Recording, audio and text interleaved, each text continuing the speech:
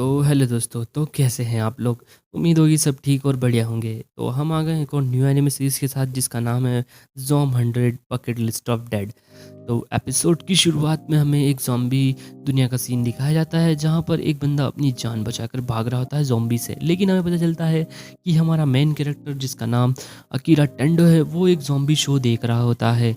वो सोचता है यार इन लोगों की ज़िंदगी कितनी मज़े में है यार, जबकि उसकी ज़िंदगी तो एकदम नर्क बन चुकी है क्योंकि उसे रोज़ सुबह उठकर ऑफिस जाना पड़ता है, काम करना पड़ता है पागलों की तरह। उसकी ज़िंदगी में तो कोई मकसद ही नहीं रह गया।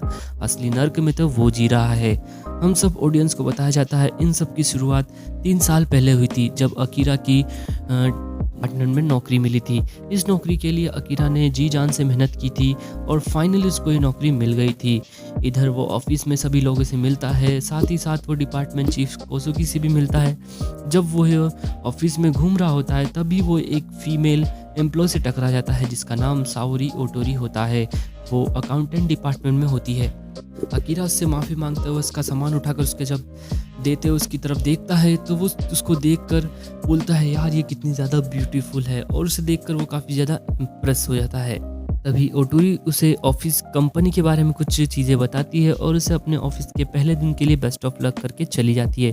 तभी हमें दूसरे सीन में दिखाया जाता है कि अकीरा पहले दिन की रात अपने ऑफिस के दोस्तों के साथ एक बार में एंजॉय करने जाता है जहाँ पर सभी लोग अकीरा से उसकी लाइफ और उसकी कॉलेज डिग्री के बारे में पूछते हैं। तभी अकीरा बोलता है कि वो कॉलेज के समय में रग्बी खेला करता था।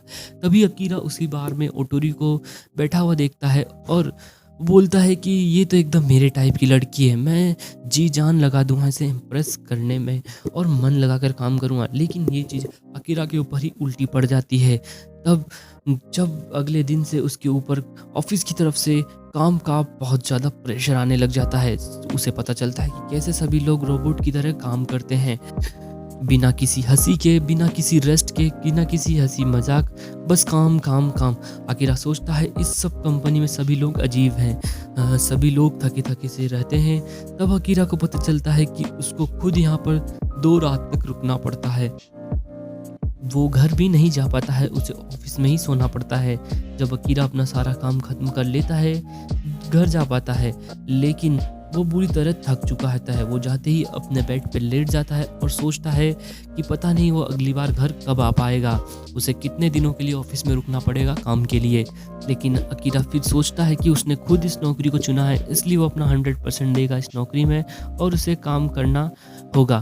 तभी दूसरे दिन का सीन दिखाया जाता है ऑफिस में, जहाँ ऑफिस में अकीरा को पता चलता है कि एम्प्लॉय फ्रेंडली पॉलिसी के बारे में, इसमें जिसमें असिस्टेंट मीट, मेंटल रेस्ट वगैरह वगैरह सी चीज़ें होती है। अकीरा सोचता है कि इन सब का इस्तेमाल करके वो रेस्ट ले सकता है, लेकिन जब वो इसके बारे में मैनेजर से पूछता है तो मैनेजर बोलता है आज तक कभी किसी ने इसका इस्तेमाल नहीं किया है। तो यहाँ पर अकीरा समझ जाता है कि यह सब चीज़ें पॉलिसी सिर्फ और सिर्फ दिखाने के लिए है। अगर कोई इन सब चीज़ों का इस्तेमाल करता भी है तो वो जॉब से निकाला भी जा सकता है। फिर यहाँ पर 1 साल बीत जाता है। हमें ऑफिस का सीन दिखाया जाता है जहाँ पर डिपार्टमेंट चीफ कोसुकी अकीरा को एक टास्क देता है जो उसे 1 हफ्ते में ख़त्म करना है। क्योंकि टाकाहाशी जो इसी कंपनी में एक एम्प्लॉय है वो कुछ समय के लिए अवेलेबल नहीं होता है, इसलिए ये सारे काम अकीरा को ही करने होते हैं। वो लंच में भी पागलों की तरह काम करता रहता है, वो लंच भी नहीं कर पाता। तभी वहाँ पर ओटोरी उसके पास आती है और उसे खाना देती है। ओटोरी कहती है कि तुम्हें खाना खाने की भी ज़रूरत है, तुम्हें एनर्जी की ज़रूरत है, वरना तुम काम कैसे करोगे। मैंने देखा तुम पूरे लंच ब्रेक में काम कर रहे थे, चलो कुछ खा भी लो। तभी अकीरा सोचता है यहाँ पर पूरी पागल कंपनी में सिर्फ और सिर्फ ओटोरी एक ऐसी लड़की है जो उसे कंट्रोल में रखती है और उसे थोड़ा मोटिवेशन देती है काम करने के लिए।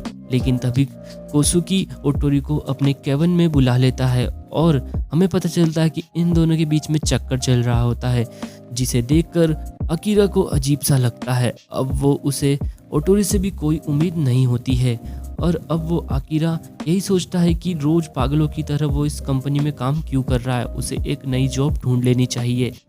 लेकिन इसमें भी उसका बहुत सारा समय बर्बाद होगा और जो काम वो यहाँ पर अधूरा छोड़ कर जाएगा उससे उसकी टीम के ऊपर बहुत ज़्यादा परेशानी आएगी, जो वो ये नहीं चाहता है। फिर 1 साल और बीत जाता है और हमें अकीरा के तीसरे साल में दिखाया जाता है, जहाँ अकीरा और भी ज़्यादा स्ट्रेस लेने लग जाता है। उसकी ज़िंदगी पूरी ख़त्म सी होने लग जाती है। उसको बहुत ज़्यादा टेंशन होने लग जाती है, और तो और इतना ज़्यादा परेशान हो जाता है कि वो सुसाइड के बारे में भी सोचने लग जाता है। अकीरा जब भी अपने घर आता है, वो पागलों की तरह बस टीवी देखता रहता है जब भी उसको टाइम मिलता है। यहाँ पर एक और दिन अकीरा सोकर उठता है और अपने आप को कोसता है कि वो ऑफिस क्यों जा रहा है। उसको ऑफिस जाने का बिल्कुल भी मन नहीं है। जब वो अपने रूम से बाहर निकलता है तो उसे एक लेटर मिलता है, जिस लेटर में लिखा होता है कि उसने अभी तक अपने पार्किंग की रेंट नहीं दी होती है। पार्किंग की रेंट के बारे में ही बात करने के लिए वो बिल्डिंग मैनेजर के पास जाता है और वहाँ जाकर वो दरवाजे पर नॉक करता है, लेकिन दरवाज़ा कोई खोलता नहीं है। लेकिन जब अकीरा देखता है तो दरवाज़ा पहले से ही खुला होता है। जब अकीरा अंदर जाके देखता है तो बिल्डिंग मैनेजर अपनी ही बीवी को खा रहा होता है। उसे देखकर अकीरा बिल्कुल भी यकीन नहीं हो रहा होता है कि आखिर ये क्या हो रहा है। तभी वो बोलता है ये तो एक ज़ॉम्बी है, जो कि उस पर हमला कर देता है। तभी अकीरा यहाँ से भागने लगता है और अकीरा के ऊपर तभी काफ़ी सारे ज़ॉम्बी पीछे पड़ जाते हैं। लेकिन तभी यहाँ पर हमें सब कुछ ब्लैक एंड वाइट में दिखाया जाता है। तब अकीरा को पता चलता है कि पूरी दुनिया में ज़ॉम्बी फैल चुके हैं, और जैसे जैसे अकीरा धीरे धीरे आगे बढ़ता है, उसे रियलाइज़ होता है कि उसे अब दोबारा नौकरी पे जाने की ज़रूरत नहीं है और वो एकदम फ्री हो चुका है। तभी हमें उसकी ज़िंदगी एकदम कलरफुल नज़रिए से दिखाई जाती है और तभी उसकी ज़िंदगी एकदम कलरफुल हो जाती है। यहाँ पर अकीरा को भागते भागते एक सेफ जगह मिलती है जहाँ पर वो रेस्ट करता है, लेकिन ज़ॉम्बी अब भी चारों तरफ से जो कि अंदर आने की कोशिश कर रहे होते हैं। लेकिन अकीरा बहुत खुश होता है कि आखिर अकीरा सोचता है कि उसको इतना ज़्यादा फ्री टाइम मिल चुका है, तो अब वो क्या कर। तभी वो ओटोरी के बारे में सोचता है और बोलता है कि पता नहीं वो सेफ होगी या नहीं, लेकिन उसे अपनी फीलिंग तो उसे बतानी होगी। अगर उसने अपनी फीलिंग नहीं बताई तो इससे अच्छा तो उसे मर जाना ही होगा, और इसीलिए वो अपनी साइकिल उठाकर ओटोरी की फ्लैट की तरफ बढ़ता है, ज़ॉम्बियों से बचता बचाता हुआ। वो ओटोरी के फ्लैट पे पहुंचने के बाद, वहां पर जाने के बाद थोड़ा नर्वस होता है और बोलता है कि ओटोरी मेरे बारे में क्या सोचेगी। लेकिन फिर आसपास का माहौल देखते हुए फाइनली डोरबेल बजाता है, लेकिन कोई दरवाज़ा नहीं खोलता है। इसीलिए जब वो चेक करता है तो दरवाज़ा खुला हुआ होता है। जब वो अंदर जाता है तो उसे सामने ही उसे अपनी कंपनी का बॉस दिखता है, जो कि एक ज़ॉम्बी बन चुका होता है। और अकीरा इस चीज़ का फ़ायदा उठाता है और उससे बोलता है कि वो इस नौकरी को छोड़ रहा है, वो रिज़ाइन दे रहा है, उसे अब तुम्हारी यहाँ काम नहीं करना है। तभी वो ज़ॉम्बी उसके ऊपर हमला कर देता है, लेकिन अकीरा अपनी रब्बी स्किल्स का यूज़ करते हुए उसे टैकल करते हुए बिल्डिंग से नीचे फेंक देता है। और जब अकीरा अपने साइड में देखता है तो वहाँ पर ओटोरी होती है, जो कि एक ज़ॉम्बी बन चुकी होती है। लेकिन फिर भी अकीरा अपनी दिल की फीलिंग्स उसे बता देता है। तभी ओटोरी उसके ऊपर हमला कर देती है, लेकिन अकीरा वहाँ से भागते हुए फाइनली ओटोरी को अलविदा कर देता है। फिर हमें रात का सीन दिखाया जाता है, जहाँ पर अकीरा एक स्टोर में जाकर एक पेन और एक नोटबुक लेता है और अपनी बकेट लिस्ट बनाता है, जिसमें वो अपने 100 गोल्स लिखता है जो कि उसे पूरे करने हैं। और यहीं पे ये एपिसोड ख़त्म हो जाता है। तो हम वीडियो पसंद आई हो तो लाइक एंड सब्सक्राइब कर लेना, और हम मिलेंगे इसके नेक्स्ट एपिसोड में। तब तक के लिए बाय।